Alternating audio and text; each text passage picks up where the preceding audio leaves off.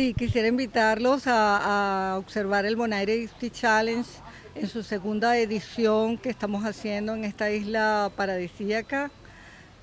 Nosotros somos residentes de la isla desde hace 3 años. Tenemos una escuela de freediving o buceo pulmón que se llama Deep Sea, que está en Calle Grande. Y estamos desarrollando esta escuela para atraer personas de todas partes del mundo para practicar este deporte increíble que se llama freediving.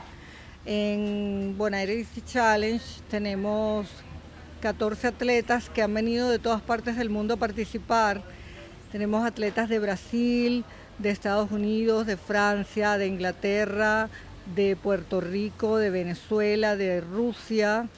Eh, Tenemos unos locales de Bonaire que son de Holanda, pero son locales de acá de Bonaire, y tenemos también un chico que viene de Curazao.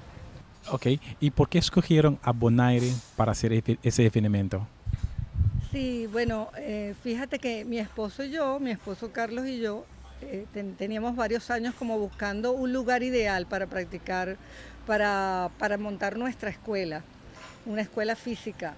Entonces estuvimos como yendo por todas partes del mundo, viendo los lugares, observando, viendo cómo era la logística, y cuando vinimos a Bonaire hace como 5 años, nos enamoramos de la isla, y cuando empezamos a hacer los cursos, porque al principio dábamos cursos temporales, veníamos solo por un tiempito, dábamos los cursos y nos íbamos. Nos dimos cuenta que esta isla tiene unas condiciones perfectas para practicar freediving.